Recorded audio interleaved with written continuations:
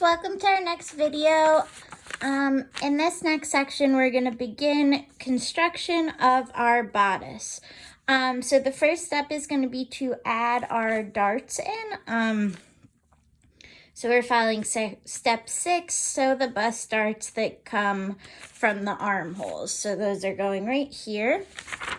In order to mark your darts, you're going to want your front pattern piece, and you should already have the notches for the wide end of the dart.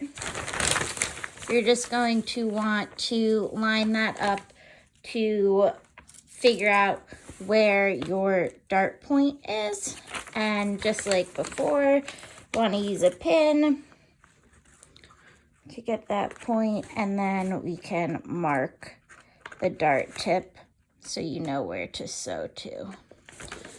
All right, so once you do that, let's see, well, I misplaced my ruler, but you'll take your ruler and connect your dart tip to the wide end of your dart.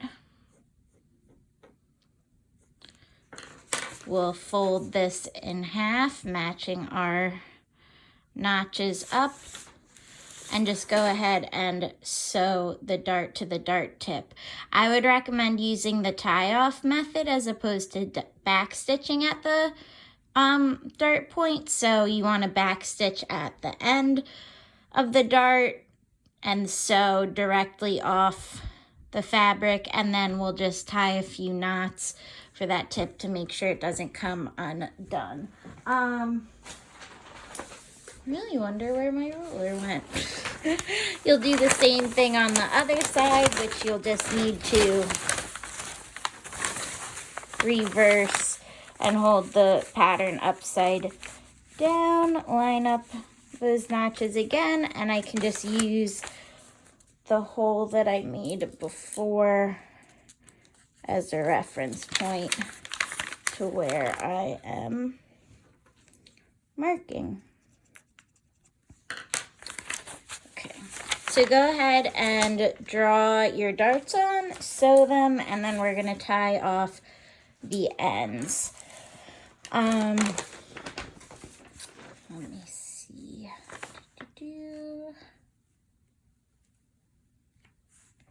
And just so you guys know, for this part, I am working from the inside of the jumpsuit, which you should be able to tell because I have my seam allowance here.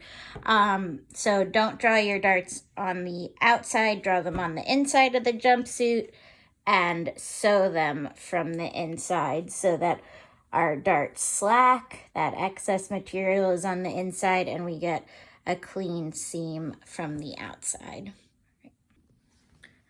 Okay, so I think I mentioned this, but in case I forgot to, the darts are on the front of our jumpsuit. So here's one of my darts that I've sewn. I got it right on the line that I transferred over. And now I just want to take the extra thread at the dart tip, or dart point, and knot off the dart so it does not come undone.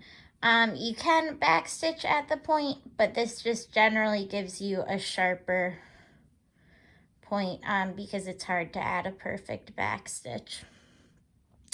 And if you guys are struggling with the darts at all or blanking, just go back to the YouTube playlist that has the sewing sample binder videos in it, and rewatch the initial dart video, or check out the instructions for sewing a dart in your textbook. So you want to go ahead and sew both darts, and then next we'll be working on our armhole binding. Okay, so once both of your darts are sewn, you just want to iron them going down. Darts are always going to be sewn on the edges and ironed in the direction of gravity. So it wouldn't make sense for this to be ironed upwards with the slack because that'll add bulk. So you want to make sure your slack is going down with gravity.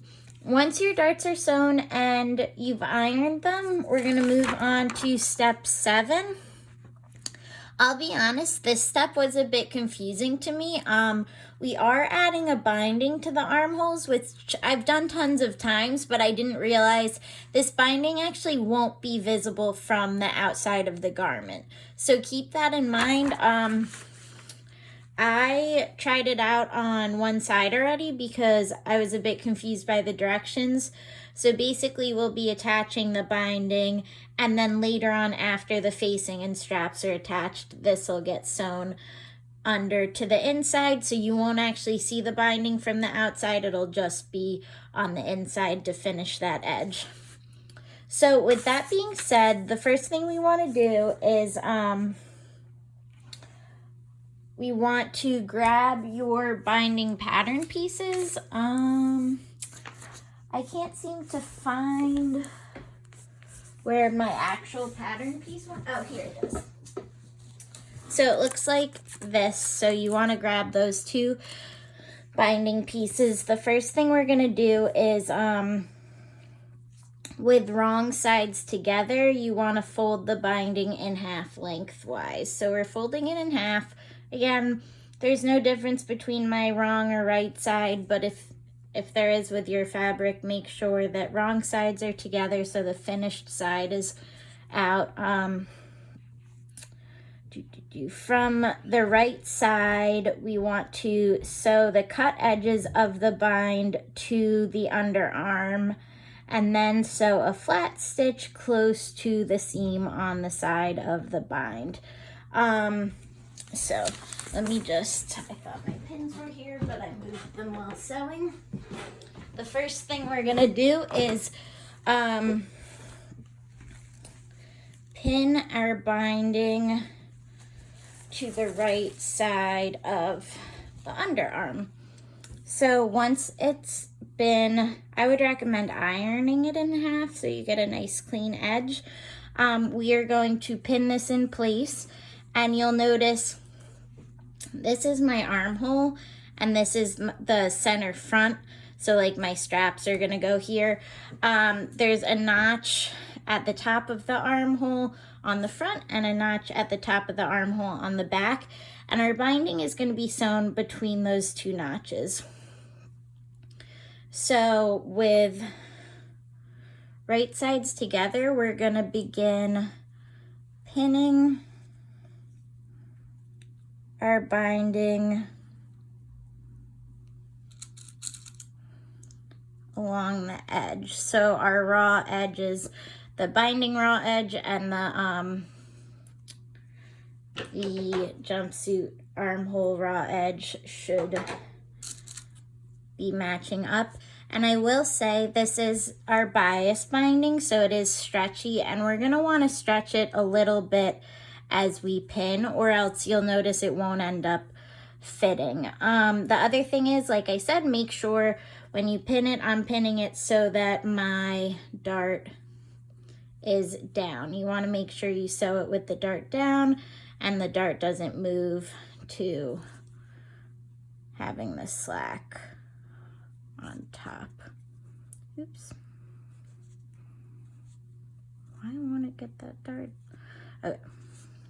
There, so that's a thing I always do, like if I'm sewing over seams or darts, you want to pin that so it doesn't move when you're sewing as well. So just same thing like with the side seam, you want to make sure your side seam is pressed open, and that you sew this so that it's open there. So I'm just slightly pulling my binding to stretch it along the underarm. In order to make sure I sew it with the side seam open, I'm gonna put a pin through one side of the seam allowance and a pin through the other side of the seam allowance. Oops. So you can see it'll look like that. And now I just want to pin the rest of the way to that back notch.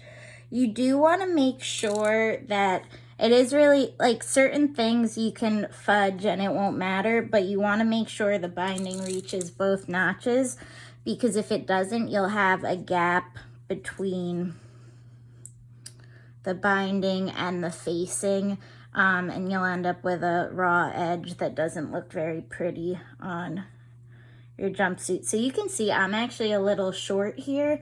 I might actually unpin this and repin it so that it matches all the way.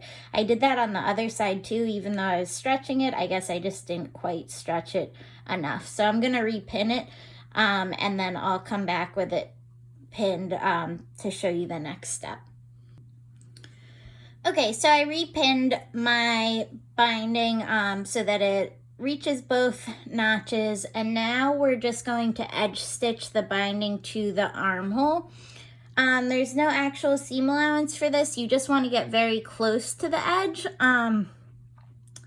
but not so close that you miss fabric or there ends up being a hole. So you can see this is my other side, which here was fine, but here I actually did get too close. So you'll see I went back and sewed over it to get rid of the hole that was between the binding and the underarm. So you can go a little bit larger than this, but not too much, but you want to just sew right along the edge of here. Make sure to back stitch at both ends, and make sure, since we did kind of ease this a little bit, that there's no bunching on the underside or anything. You also want to make sure, you can see there's a slight gap between my layers here, which normally wouldn't matter if we had a 5/8 seam allowance, but with an edge stitch that gap could cause a hole. So you really want to make sure those layers are perfectly lined up before you edge stitch them together.